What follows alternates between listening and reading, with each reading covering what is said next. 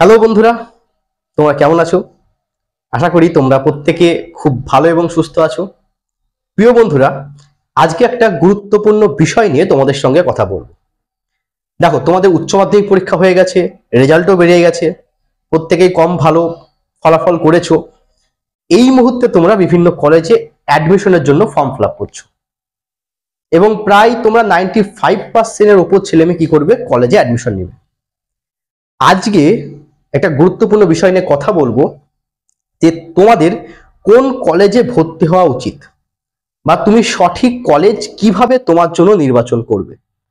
দেখো, কলেজে তুমি পড়বে সেটা তোমার পুরোপুরি পার্সোনাল ব্যাপার, তুমি কোন কলেজে পড়বে, কিন্তু সঠিক কলেজ তুমি যদি নির্বাচন করতে পারো বা বেছে নিতে পারো, তাহলে কি হবে, তোমার ভবিষ্যৎটা আরো স্মুথ হয়ে যাবে, তোমার পড়াশোনাটা আরো ভালোভাবে চালাতে পারবে। দেখো, সেই বিষয়টা নিয়ে আজকে কথা বলবো। এই কারণে আজকে তোমাদের পুরো স্টুডেন্ট যে ছেলেমেয়েরা রয়েছে তোমাদেরকে দুটো শ্রেণীতে আমি ভাগ করেছি। একদল রয়েছে হায়ার স্টাডি করার ইচ্ছা, তাদের কথা আজকে আলোচনা করব না। আর একদল রয়েছে সরকারি চাকরি, গভর্নমেন্ট জব। একদল ছেলে মেয়ে কি করবে, বিএ বা বিএসসি বা বিকম করবে, এরপর এমএ বা এমএসসি করবে, তারপর রিসার্চ করবে, তাদের অনেক দূর পড়াশোনা চলবে। আর একদল ছেলে মেয়ে রয়েছে যারা শুধুমাত্র গ্র্যাজুয়েশনটা করবে এবং তারপর বিভিন্ন সরকারি চাকরির পরীক্ষার জন্য প্রিপারেশন নেবে। কাদেরকে কোন কলেজে ভর্তি হওয়া উচিত সেইটা একবার খুব ভালো করে দেখে নাও।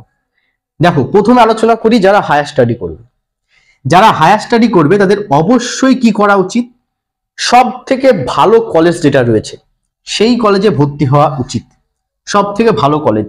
পাশাপাশি ভালো কলেজ, কোন কলেজটাকে আমরা ভালো কলেজ বলবো সেটা একটু খেয়াল রাখতে হবে।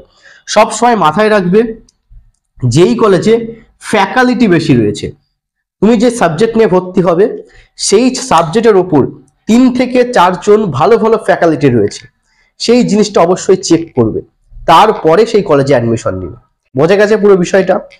এবং পাশাপাশি এটাও মাথায় রাখবে যে তুমি যে সাবজেক্টটা নিয়ে পড়বে সেই সাবজেক্টের সমস্ত জিনিসপত্র সেই কলেজে আছে কিনা। যেমন ধরো, একটা জিনিস খেয়াল করো, ধরো তুমি যদি ভূগোল নিয়ে পড়ো, তো সব সময় দেখবে ভূগোলের ওপর যে সমস্ত জিনিসপত্র প্রয়োজন তোমার সেইগুলো কলেজে আছে কিনা। যদি ফিজিক্স নিয়ে পড়ো বা কেমিস্ট্রি নিয়ে পড়ো, সব সময় দেখবে ফিজিক্স, কেমিস্ট্রি বা বায়ো ভালো ল্যাব ফ্যাসিলিটি আছে কিনা। এই সমস্ত বিষয়গুলো একটু খেয়াল রাখবে কলেজে অ্যাডমিশন নেওয়ার ক্ষেত্রে। যদি তুমি হায়ার স্টাডি করতে চাও, তোমায় কিন্তু প্র্যাকটিক্যাল অথবা থিওরি দুটোই খুব ভালো করে শিখতে হবে।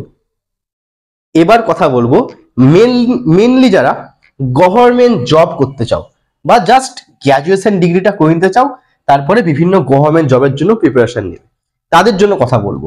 দেখো, তোমরা কলেজে ভর্তি হওয়ার সময় সব সময় মাথায় খেয়াল রাখবে কোন কলেজটা তোমার বাড়ির কাছাকাছি হচ্ছে। কারণ তোমার কি দরকার, শুধুমাত্র গ্র্যাজুয়েশনের ডিগ্রি দরকার। তো সব সময় খেয়াল রাখবে কোন কলেজটা তোমার বাড়ির কাছাকাছি হচ্ছে, এবং এটাও খেয়াল রাখবে তুমি কোন কলেজটায় যাওয়ার ফলে তোমার সময়টা বাঁচছে, কারণ সেই সময়টাকে তোমার অন্য ক্ষেত্রে ব্যবহার করতে হবে। আর অবশ্যই একটা জিনিস মাথায় খেয়াল রাখবে, সব থেকে সহজ সাবজেক্ট, তোমার কাছে যে সাবজেক্টটা সব থেকে সহজ মনে হয় সেই সাবজেক্টটা নিয়ে তোমাকে পড়াশোনা করতে হবে, যাতে পড়ার চাপটা তোমার কম থাকে। এবং এই পড়ার যে কলেজে পড়ার যেটা রয়েছে পড়াটা, সেই পড়াটা বাদে তোমাকে একটা অন্য পড়াশোনা করতে হবে। মাথায় সবসময় খেয়াল রাখবে ম্যাথ, ইংলিশ, রিজনিং, জিকে, এই 4টে জিনিসে তোমাকে তৈরি হতে হবে যদি তুমি গভর্নমেন্ট জবটা করতে চাও। তো সেক্ষেত্রে এই 4টে জিনিসে তোমাকে ফোকাস রাখতে হবে কলেজে পড়ার পাশাপাশি।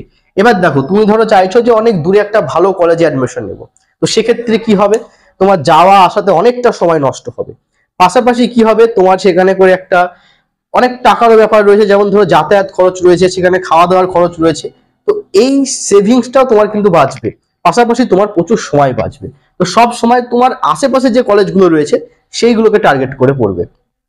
আর যদি সম্ভব হয় তুমি ডিস্টেন্স অথবা ওপেনে পড়ার চেষ্টা করবে, সব থেকে পড়লে ভালো হয়।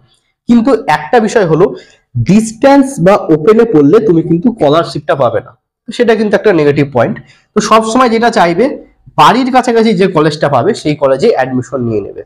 এবং পাশাপাশি তোমাকে কি করতে হবে, ম্যাথ এবং ইংলিশ এই দুটো সাবজেক্টের জন্য টিচার নিতেই হবে, এবং এখন থেকেই তোমাকে এই দুটো সাবজেক্টের জন্য পড়াশোনা করতে হবে। দেখো উচ্চ মাধ্যমিক পাস হয়ে গেছে, এরপরেই কিন্তু অনেক পরীক্ষা দেওয়া যায়, যেমন WBP, SSC GD,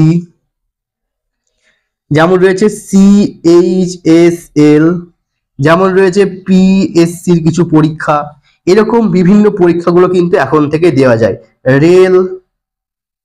তো দেখো এই পরীক্ষাগুলো দেওয়ার জন্য কিন্তু এই কলেজের যে পড়াশোনা, সেই পড়াশোনা কিন্তু খুব একটা একদমই কাজে লাগবে না।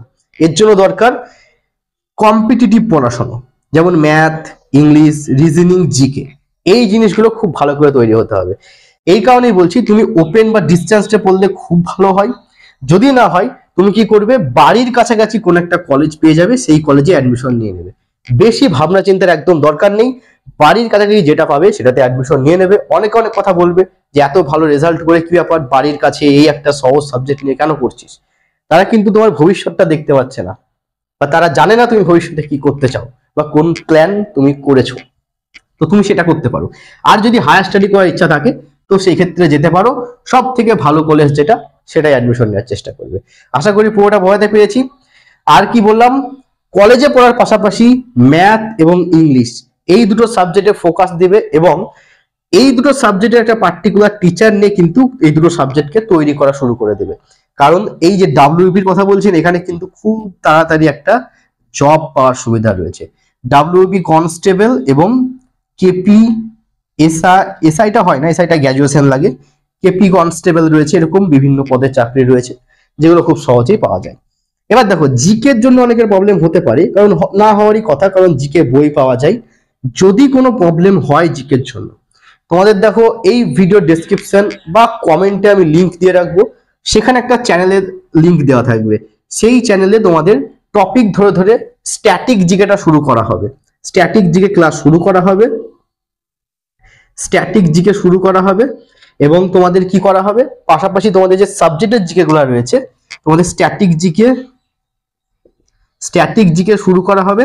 এবং সাবজেক্টের যে জিকে গুলো রয়েছে বা সাবজেক্ট যেগুলো রয়েছে, তোমাদের পড়তে হয় ইতিহাস, পড়তে হয় তোমাদের ভূগোল, পড়তে হয় তোমাদের কনস্টিটিউশন, পড়তে হয় ভারতের, তারপরে তোমাদের পড়তে হয় ইকোনমিক্স, পড়তে হয় তোমাদের কম্পিউটার, পড়তে হয়।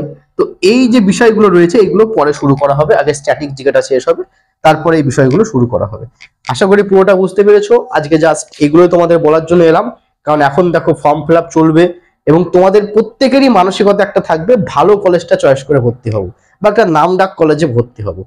দেখো যারা হায়ার স্টাডি করবে তারা অবশ্যই ভালো কলেজে ভর্তি হবে, কিন্তু দেখো যাদের এই জায়গাটায় ফোকাস রয়েছে তাদের কিন্তু কারোর কথা শুনলে চলবে না, নিজের কথা শুনবে এবং নিজের মতো করে বাড়ির কাছাকাছি যে কলেজটায় পাবে সেই কলেজটায় ভর্তি হবে, এবং এমন একটা সাবজেক্ট নিয়ে ভর্তি হবে যে সাবজেক্টে তোমার পড়ার চাপটা অনেকটাই কম থাকবে।